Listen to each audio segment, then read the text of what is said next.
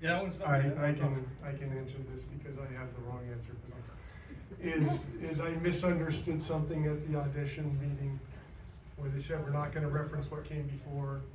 So when I got the script and I got the job, why would I look at anything that came before? We're not doing that. They meant 4, 5, and 6. So I just showed up and did what I thought was right and kind of found the character as they went, and they showed me two pieces. They showed me the head tilt and they showed me the closet scene because we were overlapping it. And other than that, no news is good news. If you're not hearing complaints, you're doing it right. So I just kind of did what I thought was right. Awesome. So I had no pressure. For me, it was the opportunity of a lifetime, because I'm not a big horror fan. You know, being Canadian, I'm naturally a coward and proud of it. And I've never even watched the original, Dracula or Frankenstein. But when I was 20, I was dating a girl who loved horror films, and she was way out of my league. So that's all we watched was horror films. So when we broke up, it was like, thank God I don't have to watch horror films. But then everyone was talking about this Halloween movie. And my cousin recommended it, so I watched it. And I said to myself, halfway through, this movie is an absolute classic. It's not overly bloody, gory, or violent like the other films, but you're on the edge of your seat. And I just loved it. And I went and watched the second one, and it was just as good as the first one. And then I saw the one. But in answer to your question, when I got the role, I was really nervous because I wanted to emulate, that's the right word, I wanted to emulate, his gait and that slow, methodical, purposeful walk that's just so creepy and eerie. He's never run as fast as his victims, but he always seems to catch them. And so I watched all the Halloweens. I fast forwarded to all the Michael Myers over and over, and then I just watched the first one over and over, and the second one. But I was very fortunate that Rick Rosenthal was very patient, that he was constantly reminding me that just take your time, there's no rush. Because my heart was beating like crazy, because I was super nervous. For the first month, and then we shot for 2 more weeks, and then it was over. But it was walking to set and walking into the house for the first time. I felt like we had done the reverse of Woody Allen's was it the Purple Rose at Cairo, where they walk out of the screen? Yeah. Well, I walked out of my seat, walked through the screen and into the movie. Because now I'm inside the house, and it was so much like the movie. It was just surreal. So, I hope I answered your question. I think so. You good? Yeah. All right. Well, let's see. Hello? Yep. Hear me? Hello. I think it's fair to say the acting, performing aspect of The Shape, we didn't call him Michael Myers, we called him The Shape, and the script called him The Shape. He became Michael Myers when he got unmasked, and that was Tony Moran for a couple minutes. It's safe to say that all the way through the original Halloween, that was not an actor thing. It was our friend Nick Castle doing the stalking, and me doing anytime we needed to break a set or punch something or break into the closet. Anytime, in other words, we were going to interact with one of my sets because I was the art director.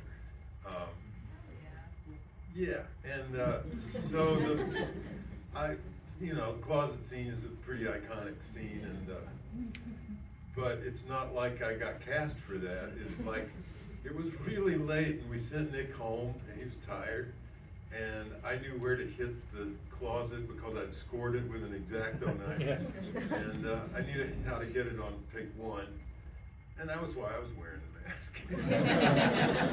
I did think for a minute that, hey, I'm in a scene with my new buddy Jamie Lee Curtis. This is kind of fun, but I just, the idea that other people asked me later, oh, what was it like performing that? I said, that's on a different plane. I wasn't acting. I was just getting the night finished. Well, it kind of leads to my next question too, because I think a lot of, especially indie horror actors, they want to like put on the mask. They want to be that iconic role.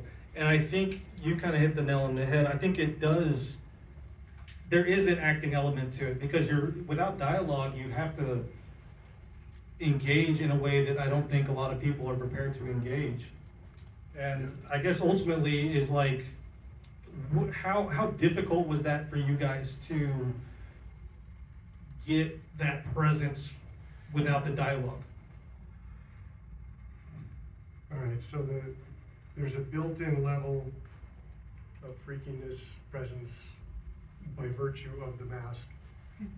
There's another level that's added with the music, with the lighting, and all of that gets you pretty close. But it doesn't get you all the way there.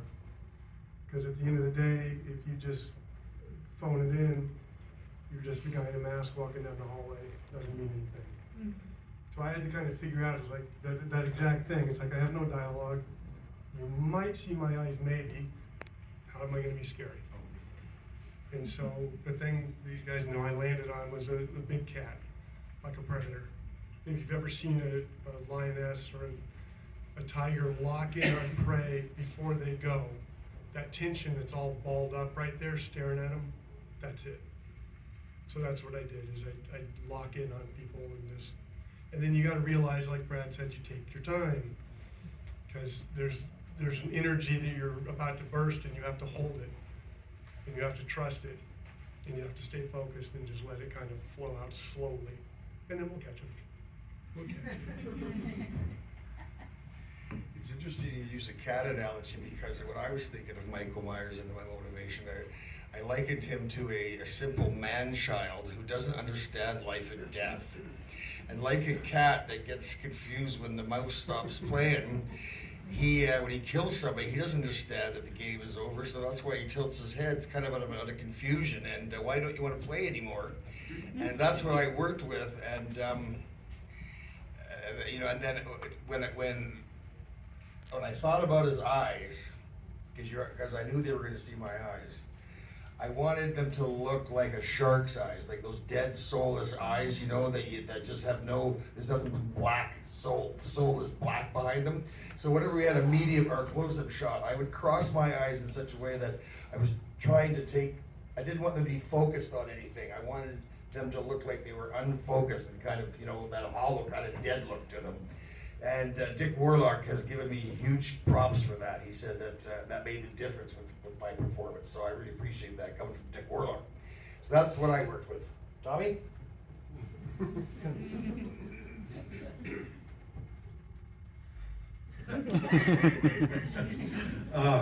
No, I hope that the things I'm saying are not in any way demeaning performance or acting. I don't mean to do that at all.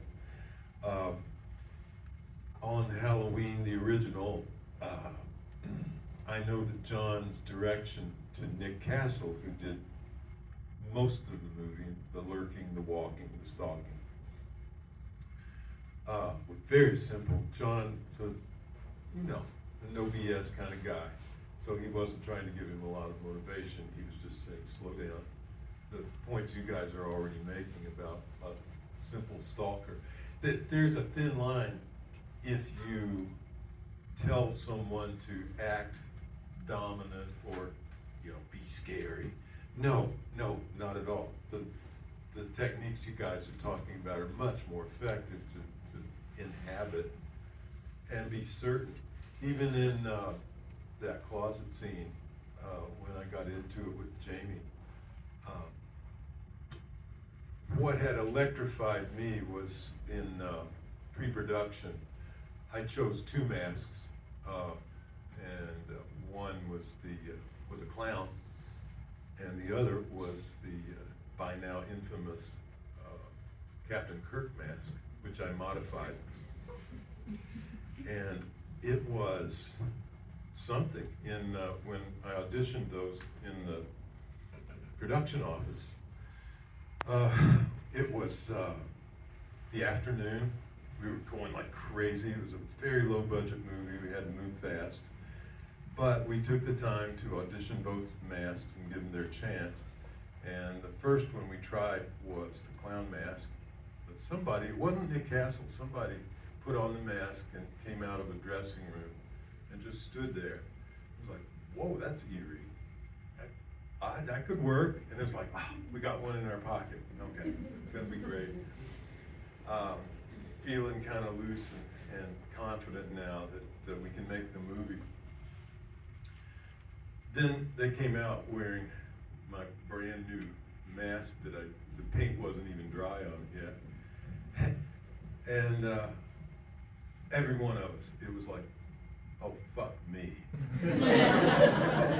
That is the scariest thing. Before we talk about the music and the performance and all the other aspects, the great lighting, all the other aspects that go into making something scary, that mask was somehow innately, magically scary on its own. So cutting back to the moments I had on screen wearing the mask, I felt I didn't have to do anything but just not try to act scary. Just be there, be in the moment. The mask is doing most of the work here, so relax and just take it slow. Groove movement, nothing sudden. That's it. Awesome. Does anybody know how William Shatner feels about this whole thing? I only know secondhand, but funnily enough, William Shatner has a reputation for being, shall we say, just, assholic sometimes.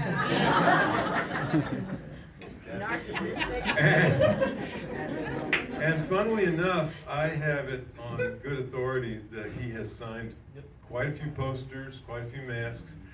I'm saying he's a pretty good sport, so that's all I know. Puts a buck in his You would have to be, right? Yeah, right.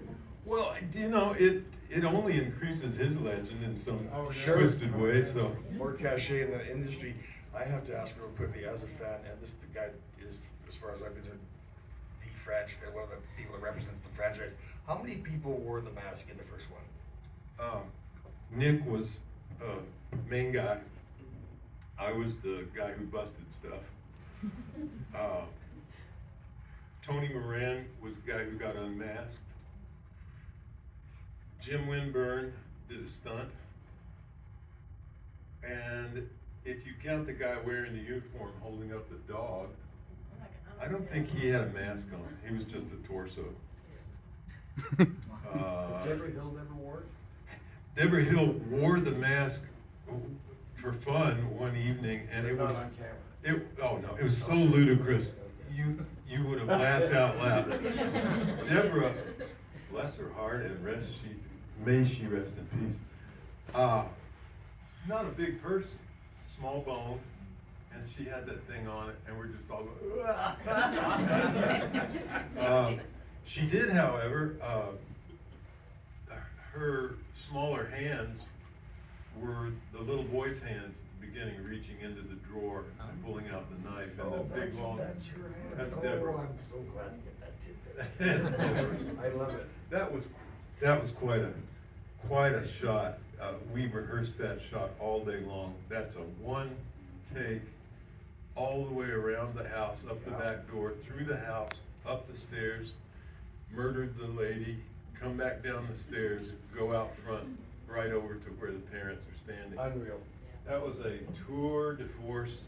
We planned it for, well, again, low budget movie. So if you pan the camera this far this way or this far that way, it was no longer pretty wallpaper and stuff. It was the shitty old haunted house.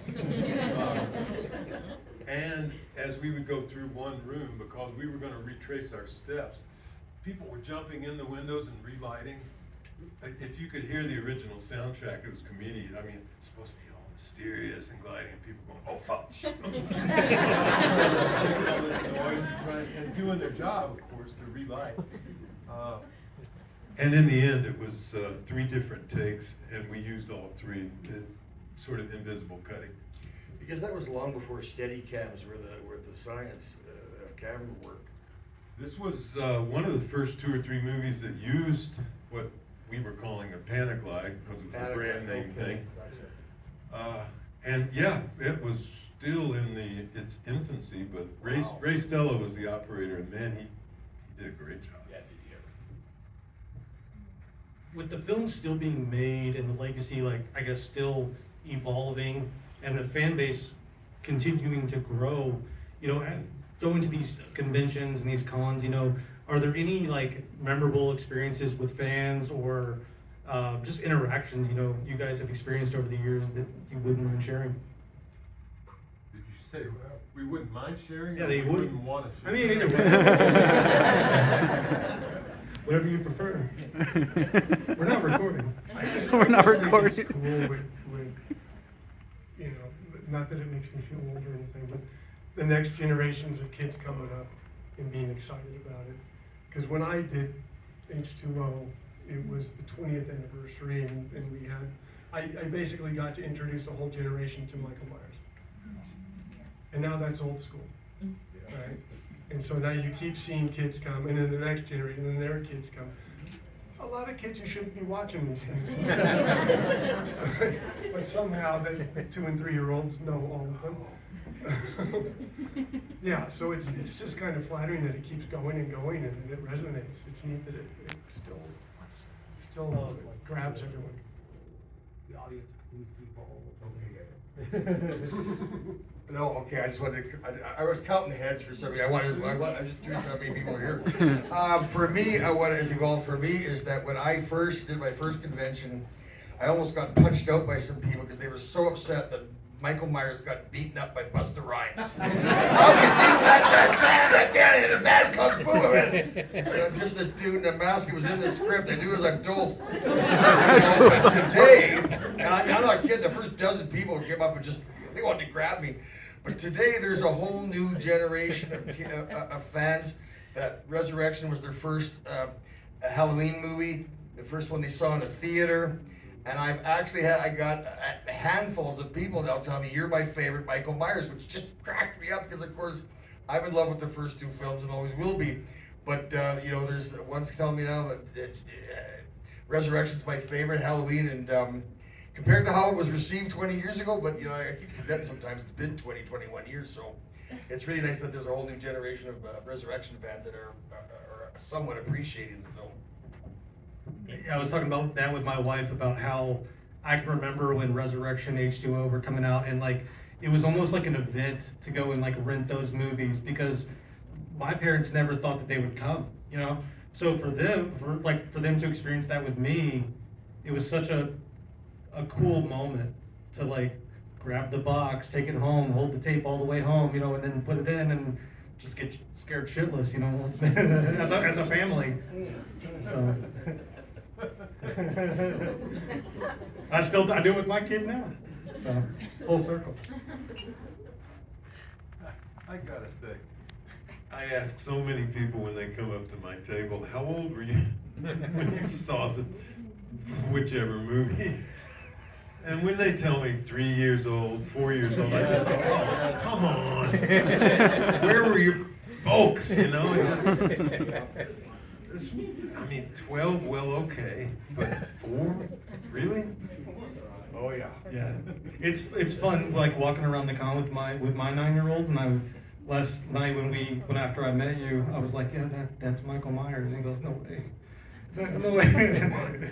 That's something else to comment on, and we can probably compare right here. They're right out the gate after we finished the original. Immediately there was inflation in Michael Myers' size, and until finally down through the years you get these guys that are almost 7 feet playing the part. And it's like, what can anybody tell me what that's about? Because remember, Tom Cruise always seems like he's 6'4", and we all know he's only about that tall. So, don't these people know you don't have to have a literal 7-footer in order to make them seem tall? I never understood why he had to be as tall as he was for Rob Zombie's remakes. I assumed it was because did Jason get bigger, so they wanted to make Michael bigger? Like, are we trying to keep up with Friday the 13th? Keep up with the Jason. Yeah. Because when a guy's 7 feet tall and they give you all that backstory, the mystique is gone. And the thing about the first Halloweens is you had to think for yourself. It was the audience's imagination that created why he was the way he is and why he does the things he does. And everybody has a different idea. But now, now we all know his childhood story, and it's just, they've demystified him, and I thought that was always part of what made him so cryptic and scary, you know? John was emphatic about that. Thank you. I do not want a backstory, he'd say. This guy is unspeakably evil, and he was born that way. End of story. That was his premise. And of course, Rob Zombie or anybody else certainly had the right to rethink that and provide a psychological background. But for me, I think when we're talking pure fear, pure scare, I think John had a good point. Yeah, and that's why the first few, I would say, kind of are taught in film class and things like that still to this day. Yeah. So I'm gonna open it up to the audience. I'll come to you, and then I'll basically point you out or whatever, and then like ultimately, if I can't hear you, I'm gonna repeat the question. But yeah, let's open it up and let's make it happen. So. What's going on, man? Hey, so y'all guys are legends who have created such a humongous cult following and everything. How do y'all guys feel that Michael Myers is officially ended by a wood chipper? Is that how you guys feel when he died? That's not how he died. Well, he bled out, but he died, but is that a good ending for y'all guys? Do y'all guys feel like something else should happen? Can everybody hear that question? So ultimately, how did they feel about the ultimate ending recently?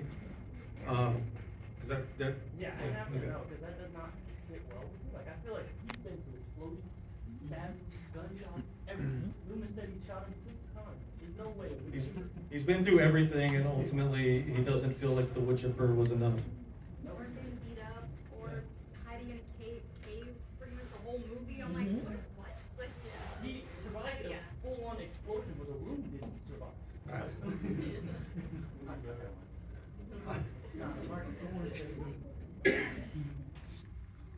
You all probably know Mustafa Akkad was an important financial resource for the original Halloween. And I was asking him one day, I think I was on the phone with him or something, several years later, after a few sequels had happened. And I said, Mustafa, for God's sake, man, end this thing. It's just getting ridiculous. And he said, the shape will never die. End of story. Not. I saw him in an interview where he had a 1.5 tall Michael Myers doll, and somehow he came up with the number of 22. I think I'll stop after 22. And but I frankly was put off so bad by the first Rob Zombie film I haven't watched. When Janie came back, I did watch 2018 because I was appearing at a theater to sign autographs, so they made me watch it. And I can't say I was bowled over, and I was a little confused about the storyline to boot. And I fast forwarded through Halloween Kills. Yeah. Because that was as much as I could tolerate, and I haven't seen Halloween Ends, and I probably never will. But like I agree with Tommy about what Mustafa said, is if you think Michael Myers is dead, you got another thing coming. As long as this franchise will make a nickel, As long as you guys show up. they'll keep making them. Damn straight. It doesn't matter what the storyline. Look, we're probably just old cynical farts up here, but listen, the Halloween 2, John felt horrible about. He felt like he sold out. We naively thought after the original that was a one-off. Hey, the shape, isn't it great? He just disappears and then he's off into the ether and he will live forever after. Now, we hadn't had sequelitis at that point. The idea of sequels was still a fairly novel thing. Godfather 2 was near the same time, but horror sequels were not a thing right then. And so when they came to us, like after The Fog, we did Halloween, then we did The Fog. Then they said, how about, hey, Halloween 2? Honestly, our first reaction was, what? Why would we want to do that? We did a great movie. Can't we just leave it at that? But of course, that train was going to leave the station no matter what. But it's easy to get a little cynical about all the sequels eventually. Go ahead. Not being a horror fan, like I said, but I fell in love with a specific horror movie, which was the Halloween franchise. And when I went, like for me to go to a horror film, but when I sat in the theater watching that second one, I wasn't halfway through it. I thought to myself, if this isn't the best sequel I've ever seen to any movie, and I still say it today, it could easily have been the first film. I thought it was fantastic. And I understand John's position and his attitude, but fans loved this character that you created. Why not give us more? Yeah, there's no arguing with that. You know? That's right. You want to get on this, Chris? I think he died correctly in H2.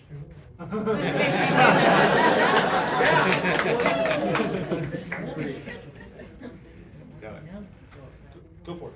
I just wanted to mention because I'd rather him just go out without us ever seeing, like, go out and mysteries instead of actually dying. Like we don't want to lose all of our superheroes, you know? Hi, can I ask the audience a question? Yes. How, I won't say how I feel, but how does everybody feel when you're in the theater and a psycho killer such as the Shape is rolling around, you know, hacking people up, and the audience is cheering him on? How does that make you feel? Cheering for like, oh yeah, do that. That happened in both, I saw kills and ends early in the packed house. And I mean, as you say what you will about those films, but when the Shape is winning, the crowd is loud. They're digging it. They're really digging it. Aye, aye, aye. We're all going to hell. Talking about sequels, though, one of my favorite Halloween sequels doesn't even have Michael Myers in it. And I was just wondering, kind of like, you know, now that 3 has kind of gotten to the point that it's a lot of people's favorite, you know, kind of up with the original. And so I just want to know, was there like a moment, like over time, where you're like, I think the tide's kind of turning on this one. I think people love it, or people are really coming around to be their favorite. Thank you. I won't linger on it too long since this is about the Shape primarily. But thanks. Yeah. Redemption is sweet. And to correct the record, if you look carefully, the Shape is in Halloween 3 on the video that because the original Halloween is playing as the what was it, the horror-thon or something like that. Yeah. That's the movie, so he's in there technically. But I thought about that when we were making the movie. The thing I didn't think about, nor did anybody else, was maybe we should kind of advertise the fact that this is going to be a departure. That would have been smart. All that there was a silly little banner way up in the corner of the advertising that said, "All new." Like, yeah, and but we were stupid. We didn't set the table correctly. Do you think even if just dropping the 3, if it had been like Halloween Season of the Witch, you probably would have maybe... Well, here's the thing. It would have been great, but that movie would not have gotten made without the 3. What do you guys think of Halloween 3? I was in the theater with my popcorn and my soda and my licorice, and I was really enjoying the film because I knew any second he was going to show up and somebody. And man, was up. Well, I'll tell you, I walked out of the theater and I never watched a Halloween movie again until I got the job. It's a great movie on its own, but I get that they were trying to go in a new direction, and they didn't quite at that point understand the appeal of this guy. Yeah. They didn't realize how twisted the audience was. They love serial killers. Are you kidding me? Like Tommy was just saying. But no, it's a great film on its own. But it really, really upset me. I'll tell you what. Like I said. I'll use this opportunity to plug my new book I wrote last year. It's called Halloween 3. Where the hell's Michael Myers? You can get it on Amazon. Do you have any here to sign? I only have one. Hey, I came on an airplane. I'm not going Do you have assistants and minions and? Minion. Those books are heavy. Back on, I mean, I love Halloween 3 also. So, do you have, did you have another story? Like, oh, what would be the Halloween 4, another idea or anything? We never got that far. Yeah. The idea of a franchise was a novelty, very cool, but you gotta understand, John was in post-production on The Thing, and we had our hands full with a tight schedule making Halloween 3. So the idea of dreaming up new ones, that was gonna have to wait till after the fall. And after the fall, that whole thing just died a quick death. So we never got around to kicking around new ideas. Oh, I was just wondering if you would pick a film from the franchise, but you can't pick your own, which one would you pick from each of y'all? If you would pick like a film from the franchise, but you can't pick your own, which one would you pick? As like a favorite? Yeah. Yeah, first. First? Classic, gotta go for the beginning. Give the nod to the Weird, that helps.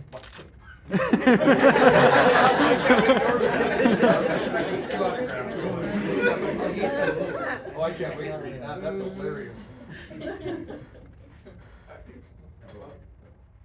You can say resurrection.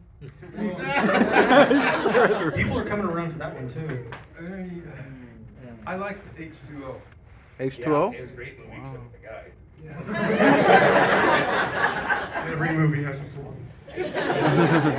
To be honest though, let's see, except for Halloween, H2, and H3, H2O is the only other one I've ever seen.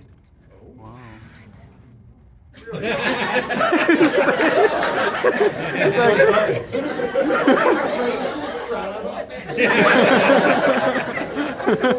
You hate Canadians.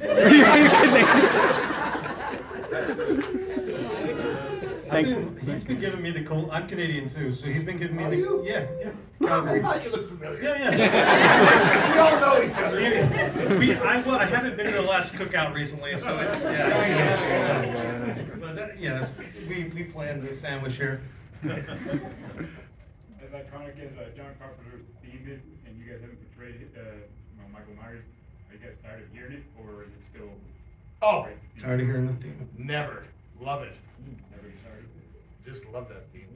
It's so simple and so eerie. Carpenter's a clever kid. Have you guys seen him live? Who? Carpenter. Oh, I got him to sign to Brad, my favorite Michael. Oh my God. I had no problems with it before. My favorite. Yeah. Love it. What would we find on Michael Myers' Spotify playlist? What's that? What would we find on Michael Myers' Spotify playlist? Highway to Hell. Oh man, we can play this game all Yeah. night. Hellbound Train. And the list goes on and on.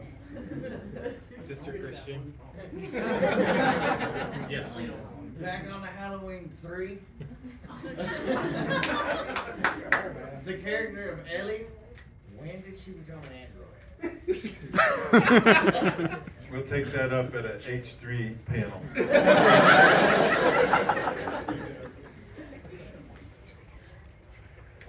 Backstabbers.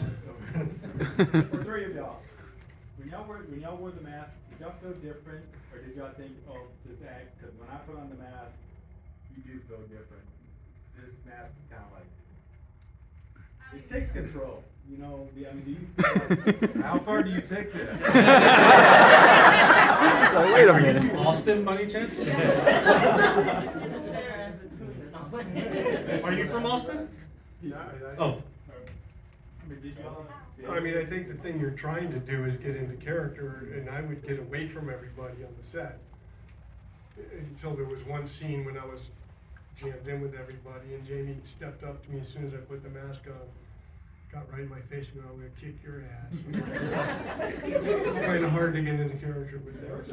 You snapped Josh, and you turned your head, and you had that mask looked like it changed, like from the lighting. It looked to mine like the mask just changed on you. Like, whoa, Yeah, that's using, things like a prop. It's using what you've got to best effect. But in terms of, I mean, listen, we've got multiple things to think about. So you're technically hitting marks, you're technically, you know, breaking through things in the right spot. So all of that comes into play. But what I would do again is I'd just separate myself so I could kind of get in my own head and focus on what I was doing and forget everyone else. I loved wearing the mask because, and this might explain why I became a stunt guy and not an actor. I'm very camera shy. Because growing up as a little boy, Sundays mornings in our, you know, church best on the front lawn with Dad with the box camera looking like, you know, down at us. And if you made a face, you looked away, you blinked, you cowled, he got cuffed in the head, so getting your picture taken was a very anxious thing. It caused a lot of anxiety for me. And I could actually feel my heart start to go a little faster, even when I'm taking my own selfie with somebody, literally. So when I put the mask on, I was like a little boy, like, you can't see me. Now they're looking at the mask and the overalls, and I'm just the one transporting the outfit. It was everything for me to be able to wear a mask. And I've worn lots of masks. And I always appreciated it because I can't act because I get so nervous. I become a deer in the headlights when you point a camera at me. Do y'all remember like what scene was like the hardest to film, like as far as the choreography of it or anything like that? Or anything that like was surprisingly hard because we weren't expecting it to be hard. Well, if you hold that thought for a second, You still hadn't answered that. Oh, I hadn't answered the other question yet. Sorry. There's a reason masks have such power. There's a reason people like to dress up on Halloween. As you were saying, it removes you from the room. It may be delusion, but it puts a wall between you and everybody else, which is can be a very powerful thing. And we humans have been doing this since Greek drama. Masks played a huge part way back when. Not only were they amplifiers like megaphone devices to throw their voices, but they threw people into another world when you got that mask on. And Halloween, this franchise, man, it proves that over and over and over again. When that mask appears, something way, way down in our old animal brains gets a little frightened because that's not the natural world. There's no animal out there that does that, puts on a thing in front of their face, and it causes the hair to stand up on the back of our necks, even if it's an innocuous mask. So, sorry, you were asking the most difficult My scene. question is like, yeah, what scenes can you remember that were difficult to film or like as far as the choreography of it or anything that was like more difficult than you were expecting? Things are difficult on very many different levels. I'll give you one example. So I kill Will in the hallway, and we have him on a wire, and I'm raising him up, and he's twitching. When he comes to me pulling the knife out and him dropping, that's another friend of mine who has to jump up in the air. I have to time it, and he's got to go flat on his back on a hard concrete floor. And so you want to do it once, right?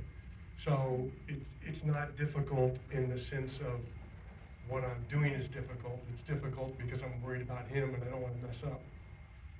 I only really want to do it once. And then same thing, like coming through the van window, that's a big shot.